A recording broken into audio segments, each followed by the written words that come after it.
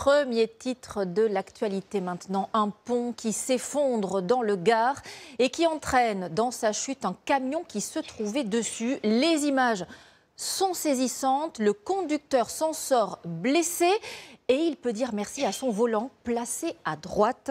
Sur place, à Chamborigo, Aurélie RL et Jean-Vincent Molinier. Ce camion a chuté de 4 mètres. Il roulait sur cette route hier après-midi lorsque ce pont s'est effondré sur une vingtaine de mètres.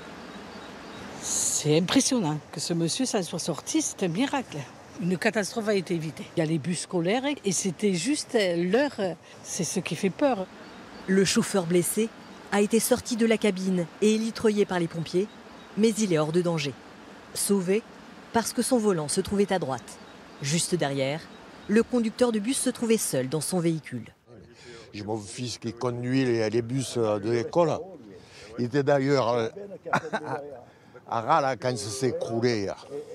Il a vu partir le camion et hier soir il était blanc et choqué. Aucune faille constatée lors d'un contrôle en juin 2022. Ouais, mais j'avais vu une fêlure. Je l'avais signalé. Oui, je sais. Mais personne ne l'a pris en compte alors.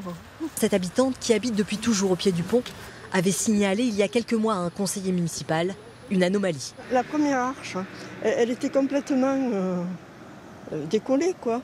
On voyait le rocher, Alors, mardi, moi je l'avais signalé. On n'avait pas tenu compte de moi. Oh, c'est rien. Moi, c'est rien. Moi, ça me faisait un peu de soucis. À Chamborigo, une déviation a été mise en place. Les habitants s'inquiètent des détours qu'ils vont devoir faire au quotidien. En scooter, je ne vais pas faire un détour de 15 ou 20 km pour aller à la pharmacie. Et mon fils a des traitements que je peux que récupérer moi et que je ne peux pas faire venir. Donc ouais, ça va être compliqué. Ce pas des routes très fréquentées et elles sont dangereuses. Donc les gens essayent d'aller vite pour compenser le fait qu'ils fassent un détour.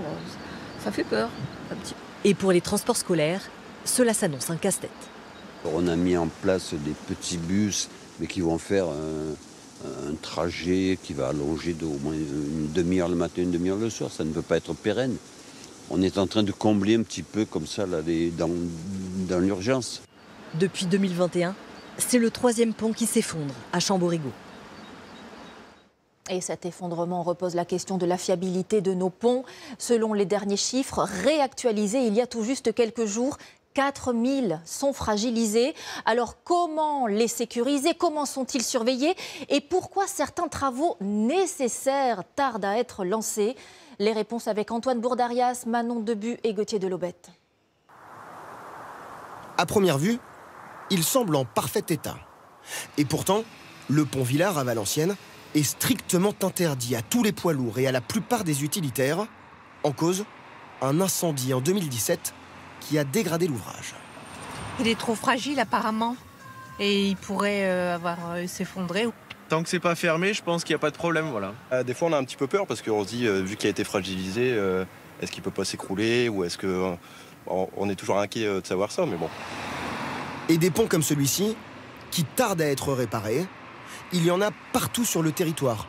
L'État a même tiré la sonnette d'alarme il y a plusieurs années. L'élément déclencheur, la catastrophe du pont de Gênes en 2018, qui a tué 43 personnes. À l'époque, une commission sénatoriale s'empare du sujet et le constat est sans appel. Sur quelques 200 000 ponts en France, 35 000 sont endommagés et 4 000, en urgence absolue, doivent être réparés immédiatement. Dans la plupart des cas, c'est l'infiltration d'eau et la pollution qui fragilisent les ouvrages. Il y a plusieurs mois, nous avions suivi ce radiologue du béton, chargé d'inspecter la solidité des ponts. Comme ils ont tous été construits en même temps et qu'ils vieillissent tous en même temps, le problème c'est que il va falloir tous les réparer en même temps. Donc c'est normal qu'un pont vieillisse, c'est juste qu'il faut le surveiller. Et pour les professionnels du secteur, il faut même instaurer des contrôles réguliers et obligatoires, comme cela existe déjà pour les tunnels ou les barrages. Il y a des ponts qui, depuis plusieurs décennies, n'ont pas vu le moindre technicien. Et aucun pont n'est éternel, tout pont se dégrade s'il n'est pas entretenu. Donc on milite auprès des pouvoirs publics pour mettre en place un contrôle tous les 5 ans. Autre difficulté majeure, le coût de ces réparations. L'État a déjà débloqué 55 millions d'euros ces dernières années. D'après les spécialistes, il en faudrait 3 fois plus.